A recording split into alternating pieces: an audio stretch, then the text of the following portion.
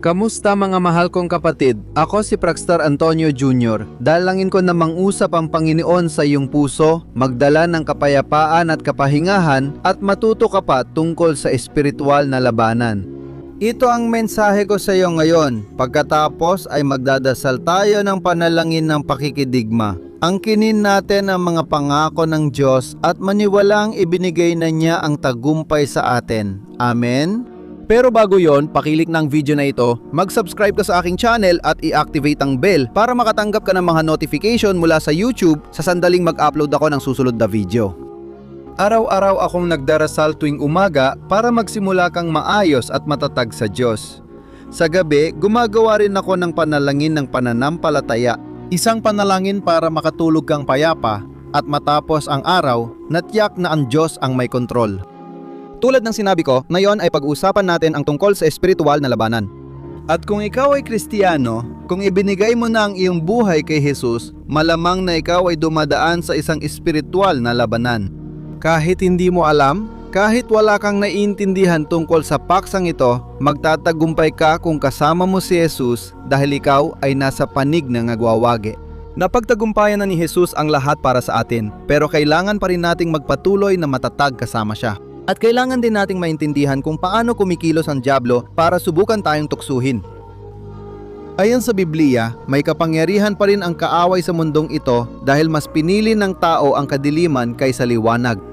Ayaw ng mga tao na makilala ang Diyos at dahil dito, nakakahanap ng puwang ang kaaway para kumilos sa buhay nila. Pero tayo mga Kristiyano na nasa tamang landas, sa landas ng kaligtasan, tayo ang mas lalong aatakihin. Dahil ang kaaway, hindi siya gaanong nababahala sa taong kakampi na niya. Pero ang kaaway ay nababahala sa mga taong lalaban sa kanyang kapangyarihan na lalaban sa kadiliman, magdadasal para sa iba, mag-eebanghelyo at tutupad sa kalooban ng Diyos. Kaya, ang unang bagay na kailangan mang malaman tungkol sa espiritual na labanan ay totoo ito, hindi ito kwento-kwento, hindi ito katang-isip, hindi totoo ito. Ang labanan na ito ay nangyayari sa mismong sandaling ito at maraming anak ng Diyos ang natatalo ng kaaway dahil minamalit nila ang mga ito. Artimanhas de Satanás. Mga patakaran, isa sa pinakatinatarget ng kaaway tuwing espiritual na labanan ay ang ating isipan. Oo, sa ating isipan, nagaganap ang pinakamalulupit na laban ng isang Kristiyano. Kaya kailangan nating mag-ingat para di tamaan ng kaaway. Gusto kong basahin sa iyo ang isang bahagi mula sa unang Pedro Kabanata 1, talata 13 hanggang 16 na tumimo sa puso ko. Tingnan mo ang nakasulat. Maging handa ang inyong isipan, laging handa sa pagkilos, maging mahinahon at ilagak ang buong pag-asa ninyo sa biyayang ipagkakaloob sa inyo kapag si Jesus Kristo ay nahayag. Bilang masunuring anak, huwag magpadala sa masasamang pagnanasa noong nabubuhay pa kayo sa kamangmangan. Ngunit kung paanong banal ang tumawag sa inyo, maging banal din kayo sa lahat ng inyong ginagawa, sapagkat nasusulat, maging banal kayo dahil ako ay banal. Tingnan ninyo ito mga kapatid, ang unang bagay na susubukang kunin ng kaaway mula sa inyo ay ang inyong mga iniisip dahil sa ganitong paraan, madali niya kayong mapapamahalaan. Kaya napakahalaga na bantayan mo ang iyong isipan sa gitna ng mga laban na iyong hinaharap. Ikaw na dumadaan sa mga pagsubok, mag-ingat ka sa mga iniisip mo, mag-ingat ka sa mga pumapasok sa iyong isipan. Ito ang magpapasya kung magtatagumpay ka o maniniwala ka sa kasinumalingan ng dyablo. At ikaw ay bibigay sa mga tukso at ikaw ay susuko sa pakikipaglaban. At tandaan mo ito, si Satanas at ang kanyang mga demonyo, sila ay mga nahulog na anghel na narito sa mundo mula nang likyain ng Diyos ang tao. Kaya alam niya ang lahat tungkol sa isipan ng tao at walang mas matalino sa kanya. Bakit? Dahil siya ay nasa presensya ng Diyos bago siya bumagsak, alam niya ang maraming bagay. Kahit na limitado siya, hindi siya makapangyarihan sa lahat. Hindi siya naroroon sa lahat ng lugar. Hindi rin siya nakakaalam ng lahat ng bagay. Pero alam niya, oo, ang mga iniisip ng tao, lahat ng may kinalaman sa tao, sa mga makamundong bagay, mga bagay dito sa mundo. Sinabi ni Jesus na siya ang prinsipe ng mundo at alam niya ang tungkol sa mga tao. Kaya makikita natin na ang unang espiritual na labanan ay kay Eva. Nilinlang at tinukso niya ang isipan nito sa pagsasabing nagsisinungaling ang Diyos, kaya naniwala si Eva sa mga kasinungalingan niya. Kaya huwag mong subukang makipagtalo sa dyablo dahil siya ang maestro at ama ng kasinungalingan ayon kay Jesus at nagkakasala mula pa sa simula. Kaya mag-ingat ka ng mabuti, ayos ba? Makikita natin ang isang napakaklasikong halimbawa, alam ng lahat ang halimbawang ito, na halimbawa ni David at Goliath. Ayon sa Biblia, naapektuhan ng higanting yon ang pag-iisip ng hukbo ng Israel. Sa loob ng 40 araw, patuloy siyang nang aasar, iniinsulto sila gamit ang mga salita, ginagamit ng dyablo ang higanting yon, ang Filisteong yon, para hamunin ang hukbo ng Israel. At ano ang naging resulta nito? Lahat sila ay natakot, ang makapangyarihang hukbong yon ay biglang natakot at ayaw nang lumaban sa kanya. Sobrang nalito sila na nakalimutan nila ang lahat ng ginawa ng Diyos para sa kanila noon. Hanggang itinaas ng Diyos ang isang lalaki, isang batang nagngangalang David, na hindi natakot sa kaaway at tinalo ito. Bakit? Hindi pinayagan ni David na maapektuhan ng kasinungalingan at panlalait ng kaaway ang kanyang isipan, bagkus kabaliktaran pa. Kapag nagsasalita si Goliath laban kay David, lagi siyang sinasagot ni David. At sinasabi niya, hindi, ikaw ang matatalo, ikaw ang mawawalan ng ulo, ibibigay sa akin ng Diyos ang tagumpay na ito, talunan ka na. Kaya si David ay laging lumalaban, alam mo? Kaya kapag dumating ang mga negatibong kaisipan sa isip mo, kailangan mong labanan, hindi mo dapat tanggapin. Sa halip, dapat mong ipahayag ang tagumpay. Naalala ko noong nagbagong loob ako noong 2002, dumaan ako sa matinding laban sa isipan. Hindi ko alam kung gusto ko talaga ang mga daan ng Diyos dahil gusto ko rin ang kalayawan at mga bagay ng mundo. Isang gabi, mag-isa akong nasa bahay at nasa banyo, tinitingnan ang sarili ko sa salamin. Iniisip ko, hindi ko kakayanin, masyado pa akong bata, 18 pa lang ako, mahirap ito. Muito difícil para mim. Como que eu vou Ang maghintay ng kasal bago makipartalik. Paano ko iiwanan ang mga kaibigan ko? Paano ko ititigil ang mga bagay na gusto ko na mga kalayawan ng laman hindi ko kakayanin? Pero nagsimula ako magdasal at naalala ko ang isang talata na nagsasabing dapat tayong lumaban sa dyablo at siya ay lalayo sa atin. At napansin ko na lahat ng yon ay mga naglalagablab na palaso ng kaaway sa aking isipan. Kaya nagsimula akong lumaban at nagsimula akong magpahayag. Sinimulan kong kausapin ang espiritual na mundo. Ako ngayon ay lalaki ng Diyos. Mag-aasawa ako ng isang babaeng makadiyos. Magkakaroon ako ng pinagpalang ministeryo at hindi aatras. Sinimulan kong ipahayag ang mga pangako ng Diyos para sa aking buhay. Hindi ko tinanggap ang sitwasyong iyon at umurong ang kaaway. At 18 taon ang lumipas, nandito ako ngayon, para sabihin sa'yo. Wala namang kwenta ang kaaway, talunan siya. Puro ingay lang ang kaya niyang gawin. Sabi sa Biblia, umuungal siya na parang leon, naghahanap ng masisila. Pero hindi siya ang leon, dahil ang leon ng tribo ng Juda ay tinatawag na Jesus Kristo. At siya, nagtagumpay sa lahat ng bagay, hawak niya ang susi ng tagumpay. Pero para dito, kailangan mong maging matatag sa kanya, kailangan mong manindigan. Makapal ang mukha ng kaaway kaya patuloy siyang sumusubok sa atin. Hindi siya kumakatok. Gusto niyang pilitin buksan ang pinto, iba kay Jesus. Si Jesus ay magalang at kumakatok muna.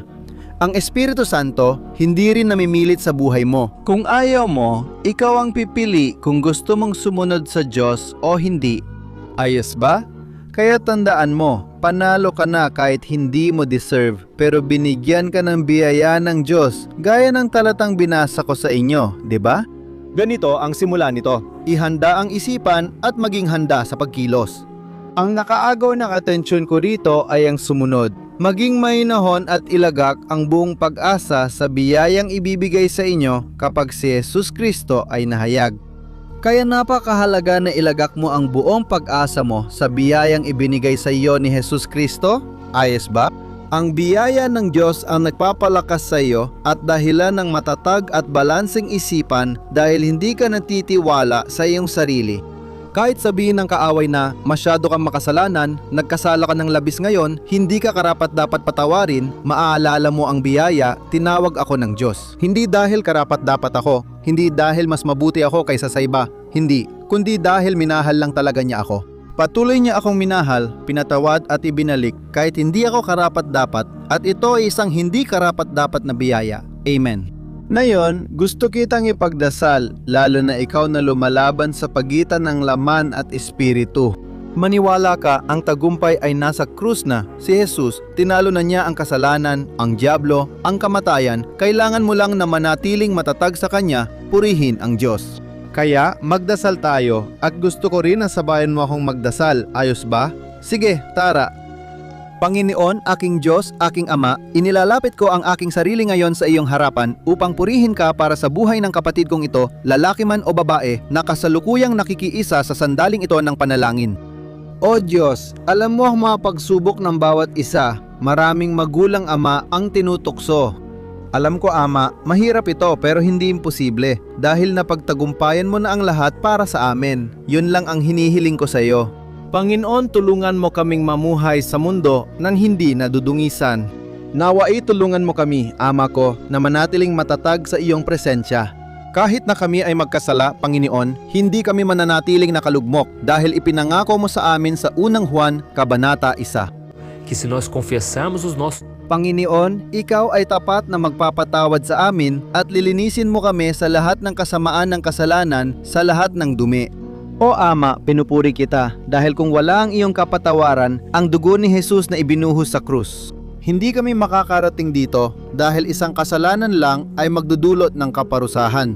Pero nayon kami ay nasa kay Kristo at kahit na kami ay nagkakasala, nagkakamali, ang Panginoon ay palaging nililinis at dinadalisay kami. Jesus, nais naming makasama, kaaraw-araw nais naming maging bahagi ng iyong kaharian at nais naming mamuhay ng mas banal bawat araw. Dahil sabi ng iyong salita, magpakabanal kayo gaya ko. O Panginoon, tulungan mo kaming mamuhay ng banal dahil kung wala ito ay hindi namin makikita ang iyong pagkilos sa araw-araw. O Diyos, ingatan mo ang aming isipan at ang isipan ng taong ito, Ama ko, mula sa mga atake ni Satanas at mga kaisipang may kasinungalingan. Na lahat ay mauuwi sa mali, na wala ng pag-asa o solusyon. Panginoon, alam naming hindi ito totoo dahil ang biyaya mo ay patuloy na ibinubuhos sa amin araw-araw. Kaya naman Ama ko Panginoon, alagaan mo po ang kaisipan ng taong kasama ko ngayon dito. Hindi niya kayang mapagtagumpayan mag-isa, Diyos ko, ang espiritual na labanan. Panginoon, hadlangan mo ang lahat ng gawa ng dyablo laban sa buhay niya. dela e lave ela, Senhor, Dugo ni Jesus, protektahan mo siya laban sa anumang naglalayo sa kanya sa iyong presensya.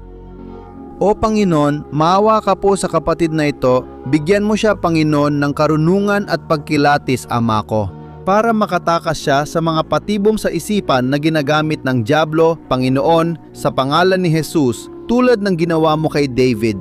Nawai, hindi matakot ang taong ito sa dami ng mga atake ng masama, Ama.